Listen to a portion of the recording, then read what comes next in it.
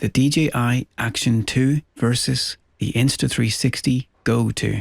Which is the better action camera? Let's take a look.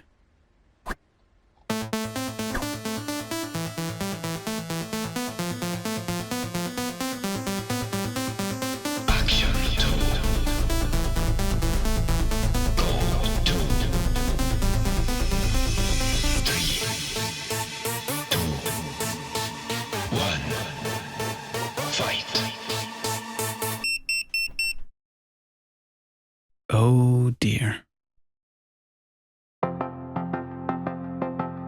This week I've been testing the brand new DJI Action 2 and comparing it to the Insta360 Go 2. And at the end of this video you can see the full video game fight scene with music that I spent way too long on. But first, let's rewind a bit and explain how this video came to be. In my last one I said that I was cancelling my plan to order the Action 2 because I felt it just didn't meet the expectations I had and the price was more than I was willing to spend. But because I review cameras on this channel, I still really wanted to get hold of one, to test it out and let my viewers know what I thought. DJI won't send me one, and my local camera store won't lend me one because my channel is too small. Then I got an email from Insta360 and they said, "We saw your video about the Action 2 and we understand that you want to test the camera, but the price isn't within your budget. So why don't we send you one?" And I was like, "But you don't make but that's the, what?" And they said, "The only thing we ask is that you test it against the Go 2 and see how it compares." And I said, "Okay, so there's no catch, right? No conditions, even if I like the Action 2 more?" And they said, "Yeah, just be honest and see how the cameras compare to each other." So I said, "Okay, let's do it." I decided that the fairest way to compare these was in their smallest, lightest form. So I'm leaving off the dual screen module for most of these comparisons. Setting up the Action 2 for the first time requires you to register. So you'll need to create an account and agree to some terms and conditions, including giving up some privacy. If you don't agree, you'll only be allowed to use the camera 5 times, and then it will lock you out altogether until you register. Setting up the Go 2 was just a matter of turning it on and going out to record video. There is no forced registration. The Go 2 is plastic while the Action 2 is aluminium and has a more premium feel, but sometimes that metal body gets uncomfortably hot, something I'll talk about later. The Go 2 has a replaceable lens protector while the Action 2 doesn't. This makes me nervous. As well as the lens protector, the Go 2 goes back into its case when I'm not filming and it's completely protected. The Action 2 doesn't come with a case or anything to protect it when it's in my pocket, so I use a sock. And that's fine because I get to choose a different color of sock each day, depending on my mood.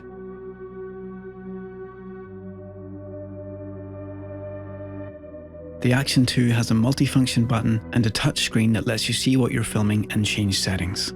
The interface is easy to learn and the screen is super sharp and bright, even outdoors. The Go 2 doesn't have a display, it just has a single button to start and stop recording. Different shooting modes can be customized and then triggered by single or double pressing the button. The charging case has a small OLED display that lets you change settings and check battery life. It also doubles as a wireless remote control. Where I think DJI missed an opportunity here is with the front screen module. It would have been so great if they'd made this act as a remote. Instead, if you want a remote, you'll have to buy the remote extension rod for $59. Both cameras take photos, and I'm not going to spend too much time on this section because who really uses action cameras for photos? But in my opinion, the Action 2 does take the better looking shots.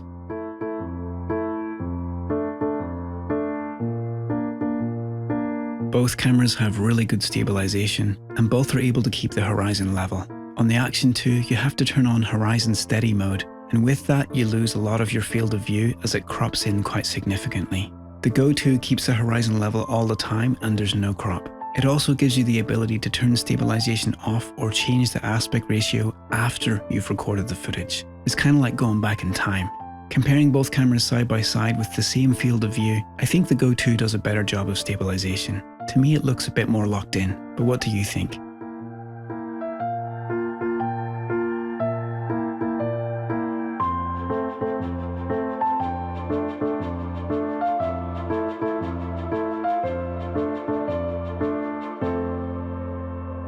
The Go 2 can record in up to 2.7K 50 FPS, while the Action 2 can do 4K 120 FPS. So the Action 2 definitely has the resolution advantage. Looking at the footage full screen on my 4K TV, the Action 2 looks better and sharper. But viewing it in a smaller window or on a phone, it's not so easy to tell the difference between the Action 2 and the Go 2. The default colors on the Action 2 are extremely saturated and high contrast. And some people may love that, but for me it's just a bit too much. You can shoot in the flat profile, but you'll have to be willing to put more time into color grading the footage in post. The colors on the Go 2 are more flat and lower contrast, and for me they're just a bit too flat. I really prefer something in between the Go 2 and the Action 2, but this is a subjective thing. Here I've increased the contrast and saturation on the Go 2 to look a bit more like the Action 2, so we can better compare the quality. Let me know which one you think looks better. Both cameras deal with direct sunlight really well, but again, that high contrast look on the Action 2 is a bit overdone for my tastes, while the Go 2 is slightly underdone. Both cameras do an impressive job in low light, at least when stabilisation is turned off. But with stabilisation on, the difference becomes quite obvious. The Action 2 really struggles here, while the Go 2 does a significantly better job. I'm not 100% sure, but I think it might be purely down to the fact that the Go 2 has the faster lens at f2.2 compared to the Action 2's f2.8 lens. Here's another example.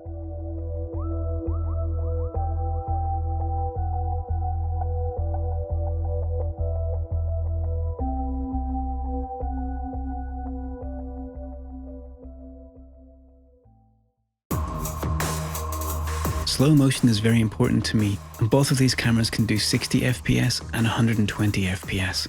And the Action 2 can do that in 4K, but the Go 2 is limited to 1080p. And while it does have some stabilization in slow-mo mode, it doesn't work as well as when shooting at normal frame rates. The Action 2 is the clear winner for slow motion.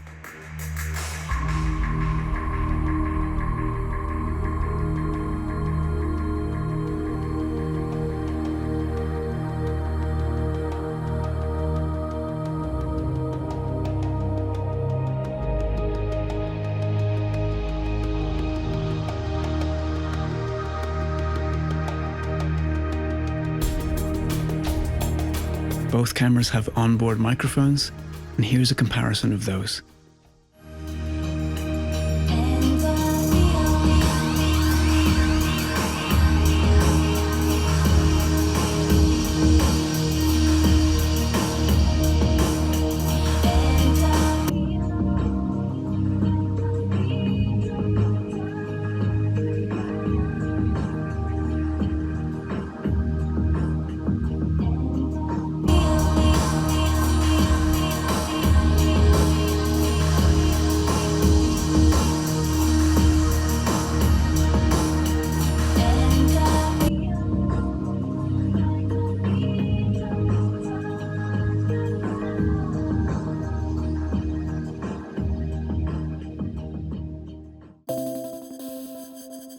Both cameras come with magnetic pendants, so you can wear them on your chest. Insta360 was the first of these two companies to introduce this concept, and in my opinion, their implementation is the more elegant solution. With the Action 2, you have to carry around this extra piece that sticks to the pendant, and then the camera sticks to that. I'm probably going to lose this piece at some point, or at least forget to take it with me. Also, at more than double the weight, the Action 2 is a bit less comfortable and it swings around a bit more. I definitely feel it when I'm wearing it, whereas with the Go 2's shape and how light it is, I almost forget it's there. Still, I'm glad it's an option on both cameras because it's great for getting FPV shots. Both cameras can do time lapses and hyperlapses, and I don't really have a preference, so I'll just play a few side by side and you can decide which you think looks better.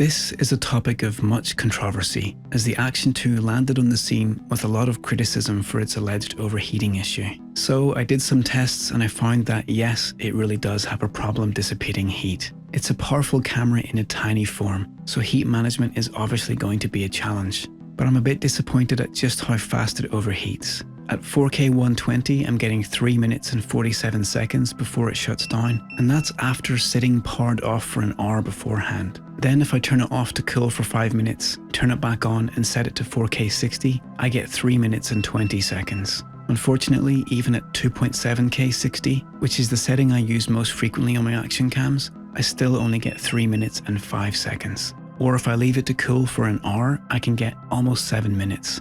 Now, granted, that's with indoor use where there's not much airflow, but given that my GoPro Hero 10 can record in 4K indoors, and it only shuts off when the battery dies after an hour or so, the Action 2's 3 to 4 minutes is not great.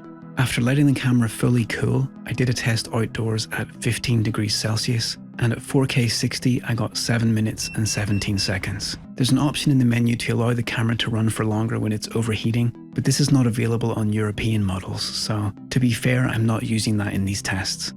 To test the Go 2's heat management, I set it to FPV mode, which has a max of 30 minutes, and I did the same test indoors at 2.7K 50, and it overheated after 13 minutes and 31 seconds.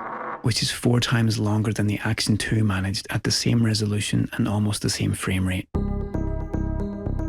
Both cameras have 32 gig of internal storage. The Go 2 allows you to use 28 gig of that storage, while the Action 2 gives you 22 gig. There's now also a 64 gig version of the Go 2 which has just been released, and I think it's only about $30 extra. Both cameras require a multi-step process to get usable files out of the camera. For the Go 2, you connect it to the PC, drag the files into Insta360 Studio, and convert them to files that can be used in your editor. Although to be faster, you can set it to record in the non-pro video mode, which produces usable files right out of the camera, but you won't have the option to change the field of view after recording, which is a pretty nice feature to have. The way the Action 2 works is it records onto its internal memory in the camera module, then you have to export the files from the camera module into the other module and let them save onto the SD card, which is a pretty long process. And then, at least on my PC, when I connect the camera, nothing happens. The camera doesn't seem to function as a removable storage device, so I have to remove the SD card and plug it into a card reader to access the files. The Go 2 gives files unique file names, while the Action 2 always resets to 0001, 0002, and so on every time I transfer the files to the SD card to put them on my computer, which gets messy because those files want to overwrite each other, and I end up with like 7 files called 0001. I wish they could change the naming system to something better. These are both really nice little cameras, and we're very lucky to live in a time when cameras this tiny can produce footage this good. It's really amazing. And although they have many similarities, they do each excel at different things. The Action 2 records in higher resolution, it does better slow motion, better audio, and has a built-in touch display. But it's cumbersome to get files off, it's $100 more expensive, and it has a serious issue with overheating that makes recording time short and unpredictable. The Go 2 is smaller and less than half the weight, it's $100 cheaper, it has a replaceable lens protector which can be swapped out for ND filters, it does much better in low light, and it comes with a protective case that's also a charger and a remote. But it has worse audio, and the slow motion is less stable and limited to 1080p. So it really just comes down to which of the features are more important to you. With everything considered, which camera do I think is best for my personal needs? Well, maybe we should let them work it out. In a fight to the death. If you found this useful or interesting, I'd appreciate a thumbs up. Thanks for tuning in. See you next time. Action 2. Go 2. 3, 2, 1. Fight.